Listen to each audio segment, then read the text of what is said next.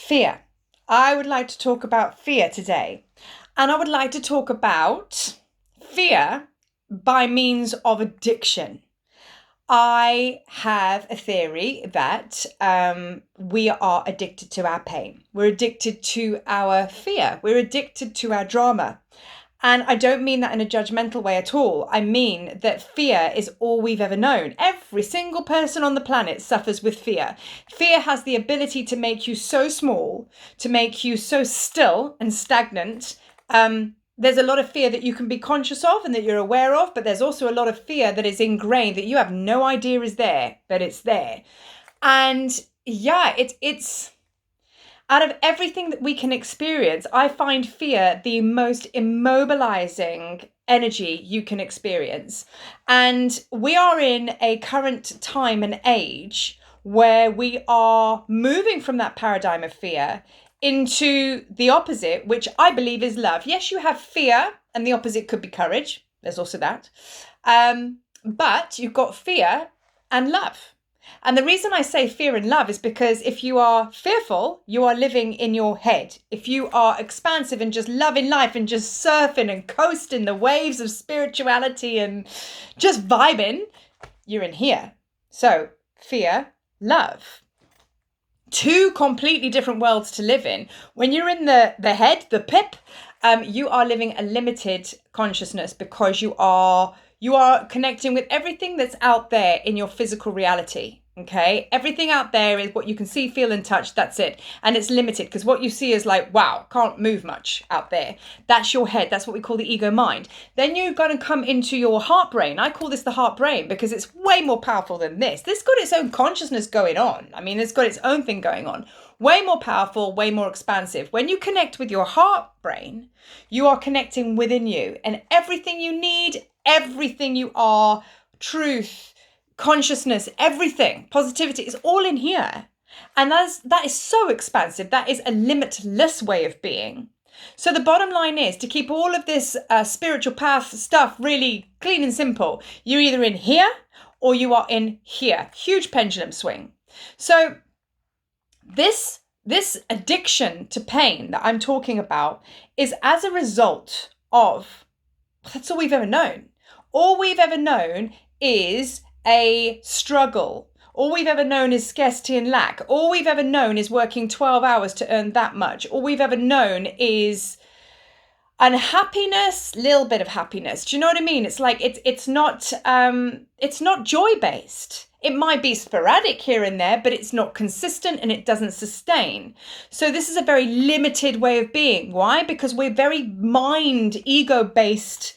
We're a mind ego based race. And this is what spirituality is doing. I'm trying to break it down dead simple. We are shifting from that consciousness into here. Okay, this is like real basic stuff because I think sometimes when we hear the simplicity back, even if you are quite advanced on your path, it sometimes is quite powerful to hear it back in simple terms to remind you, because I know it works for me. Because sometimes we can get caught up in so much detail, even if we are really involved in our spiritual path. Sometimes we can get involved in the spiritual details. So for example, if you're really into starseed stuff and you're studying and you're reading books and it's all great and lovely and you've got this extensive knowledge of your path, you don't realize that you're actually accessing it from your logical brain. So which means this is just knowledge. We need to turn knowledge into wisdom. How does that happen? It's when you drop into your heart. When you embody that knowledge and you drop into your heart, you have wisdom. When that alchemy happens, alchemy being a spiritual science, turning base metal into gold, turning dark into light, turning head into heart. See where I did that? There, like basically that is what happens. So we take the energy of the head into the heart. Knowledge, wisdom. Then when you have wisdom, all of a sudden you are in your joy vibration, your joy flow. That's exactly what it is. That's your expansiveness. So that's it. But we have to be really careful that we don't get too involved in our spiritual path and read too many books and study too much stuff because we think we're doing the work, but we're actually stuck up here. I speak from experience. So I go back to the addiction to fear. I go back to the addiction to live a limited perspective, because why? Even me being my spiritual path, surrounded by books, study, little by little, I've slipped back into my mind because it's an addiction, because it's a comfy place. And I much prefer to be here because it's what I know, rather than live fully in here because I don't know that, because I haven't done it for a very long time, you know? So it's really, really important to kind of like check yourself constantly. There is an addiction to this pain. Now, I'm also going to use my recent experiences, because this is what these blogs are all about. I share, and hopefully if it resonates, then happy days. So my path, to really bring it down into a nutshell, has been fear. All that have worked with me, have worked on me, and who are in my circle know that that's my contract on earth, to figure out fear and how the hell to get out of it. Do you know what I mean?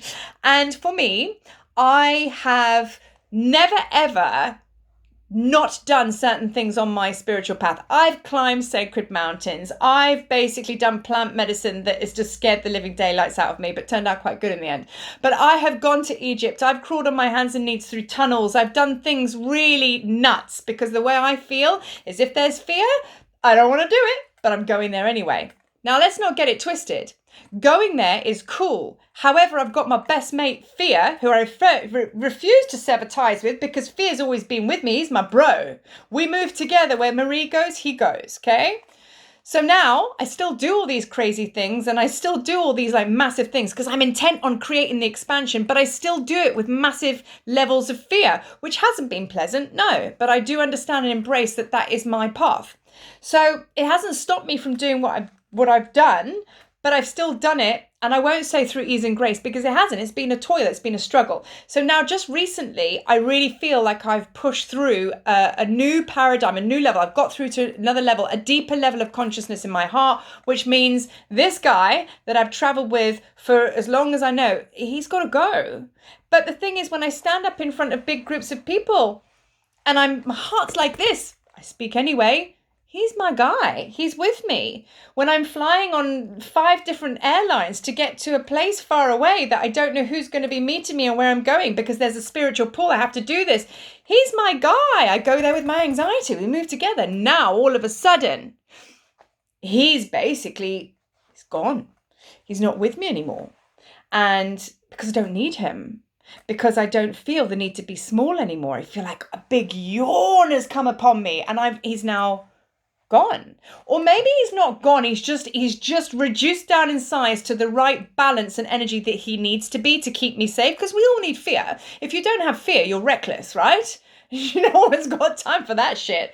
We can't be like doing that. So we need a little bit of balance. So maybe he's not gone, but he's not my traveling partner anymore. He's not the governing factor on how I feel. He is there just to give me the message of like, be careful with that. Are you sure? And that's cool. So that's okay. So anyway, he's reduced down. So now he's not there in his entirety. I found myself feeling in a bit of a weird space, because I'm like, I'm not used to not having fear with me. I'm not used to having that space around me. So it's been quite weird, because now I keep trying to trigger things in my life to bring that fear around, because that feeling's not there, and I'm trying to bring that feeling in. Isn't it funny? Something you really don't want, something you're very well aware of that keeps you small, but yet you're trying to bring it back in. Just human nature, right? So I'm walking around like looking under the sofa. Fear, are you there? Anxiety, behind the curtain, aren't you? There's nothing there.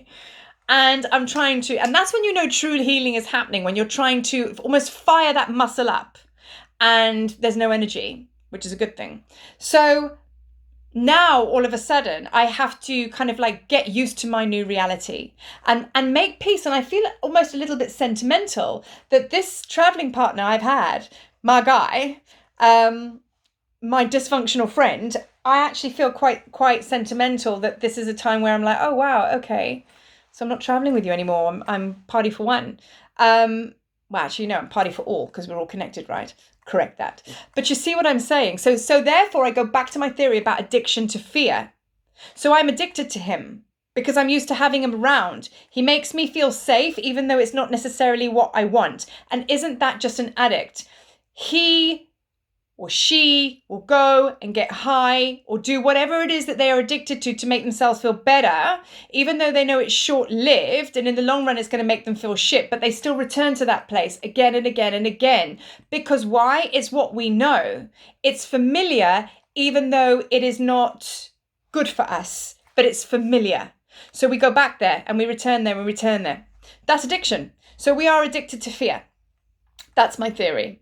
So I have some very, very close sisters that do this work as well. And I was actually, it's funny, we all posted this kind of stuff. I posted a Magdalene channel yesterday, and it was all about, they came through and they were talking about rise, find your voice, no more living in this fear, all about the divine feminine. Even if you are a dude, we all have the divine feminine inside of us. It's about her stepping up within us now and going, rah, rah, creativity, stepping in, claiming it, very heart-based, pure love consciousness vibe. That's what the Magdalenes are. Unconditional love. And yeah, they've been really, really upfront and center for me. And then I go onto Facebook and then I see my other friend, she's actually posted something because she channeled Amy Winehouse, believe it or not. And Amy Winehouse was talking about the divine feminine. And that post went out at the same time as mine. And then another dear friend of mine, dear sister, she also posted about the upper earth. Is it upper and lower earth? I wanted to just write that down because we're all talking about the same thing. So I just found it interesting that we're all posting at the same time. Now, the upper earth and the lower earth is the same as this head and this heart. So understand that your upper earth, which is basically the heart, is where high frequency, high vibration, joy, love, unity, wholeness, everything is. That's the shift into here. That's your upper earth. This is the new earth I speak about. This is the new way we're all going to live, if you so choose it, because you have to choose it. The lower earth is this conformity, this limited way of thinking, this addiction to pain, addiction to fear. This is this. So you have a very powerful choice coming up right now, here or here. Now, I am going to talk about the series of events that's happening out there and how very, very powerful and extremely destroying and negative the media is. And I was sat there the other day and there was an advert for the news. I don't watch the news, but the news channel came on the TV. And basically it was about 10, 15 seconds of them just going, wow, there's going to be a second pandemic, fear, fear, fear, fear. And I was like, whoa, we ain't doing that. We're not doing that. Because the media is now trying to basically trigger this deep fear to control, because that's what fear is all about. It's about control. It's about if your light is dim and you are small, you are controlled. You're easily to be managed. That's not what it's about. This is about coming into your fullness, okay? Into your divine feminine, all right? And being large as life and living the life you want, not the life you've been spoon-fed. You connect with the media and all of these outside influences. What did I say about outside influences? It's their head, limited. You go and watch the news and all the bullshit they're feeding you. You go and connect with the outside reality and connect with other people's fear. You're also going to connect with the bullshit, and that's going to make you what? Small, and that's going to make you really tiny and conform and be controlled and live here. And that's a choice. Or you can actually tap into what I'm saying and what everybody else is posting about, these other powerful spiritual people as well, and make that decision. And it is as easy as sitting there and going, okay, I'm digging what Marie says. It resonates. It might not. Cool, no problem. But if it resonates, connect with it and affirm it and say, right, I say it to spirit, I am no longer living in here. I call for you guys to now assist me in every way possible for me to live in my highest timeline, to be living in my pure heart consciousness, because I want to live in upper earth. I have a condo there and I have swimming pool, deluxe, cocktails, sunshine. That's where I want to be. I do not want to be living in a mud hut in the arse end of nowhere. Okay, that's a choice. We all want to fly first class, do we not? We'd much rather be first class than cattle class at the back of the plane. Yeah? Choose it. You're going to be at the good seats or the bad seats. It's a choice. And I'm getting a bit rah-rah about it because it has to be rah-rah, because coming to the end of the year, what if there is a second pandemic? Are you going to go, oh my God, freak out, wrap yourself up with 3 flipping masks? Do you know what I mean? And shout at everybody else going, fear, fear, fear. Or are you going to turn around and go, don't believe the hype, yo? I ain't doing that. because I know better, because I'm not living in here anymore. I'm living in here and I have a choice. And I'm going to actually connect with all my brothers and sisters that are living here, because unity consciousness is going to make us strong AF, and we can live in this higher paradigm, and then consequently take all the other people that are freaking out, that do want to stay here on planet Earth, help them move through. That's a choice. That's a choice, but that's down to you.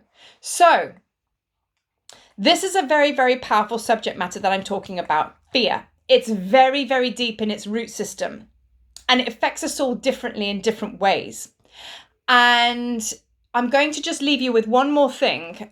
Just seeing that I'm like not doing too long a video and you're falling asleep, I'm going to leave you with one more thing. It was also delivered to me in a message how powerful and how easy it is to get swept away in other people's bullshit. And I'll tell you why. You're sitting comfortably. So I was driving the other day and I came to some traffic lights, and the truck at the front drove through a red light. So off he went, and I was like, oh, he's jumped a red light. Then the car in front of me jumped the red light, and I was like, oh, wow. And then it was my turn to go, but we were still on red. So I started thinking, with all this pressure of people behind me waiting, shit, what if the lights are broken? Should I go? Well, those two cars have just gone through a red light. I think I need to go. And just as I was about to go, the lights turned green. And I was like, isn't it so easy to get swept away with the negative collective in your belief systems? So I was ready to skip that red light because I thought the lights weren't working, and I was pressured by the people behind me going, oh God, what do I do? But then that was all an illusion. It was bullshit, because the lights were working. And those guys were actually just doing something illegal, clearly, and nearly causing accidents. And so it could have been a big car wreck in the middle there. Isn't that indicative of your life? Isn't that indicative and very, very powerful that if you follow the energy of others without being tapped into here and being mindless about your awareness and living in here, you're just going to follow the rest like a sheep. And they're going to ultimately lead you to a very sticky death, maybe physically, mentally, emotionally, I don't know what, but it ain't going to work well for you. So rather come into your power, connect with your own energy, and think with your own brain, okay, this here, and make your own decisions, because they will always be super high vibrational if you connect in here. As soon as you plug into here, you plug into the collective of all of that. And all of this, let me tell you, is a great party to be involved with, and I love it and I enjoy it so much. So I'm waiting for you. I have you a seat right next to me, okay, because fear's now gone. I have space. So come and join the party. So I'm going to leave you with that, and I'm probably going to do more and more stuff on fear, because I just think, it's about time we squashed it. So thank you for listening once again. Thoroughly enjoyed sharing with you, as always, and I will speak to you soon. Peace.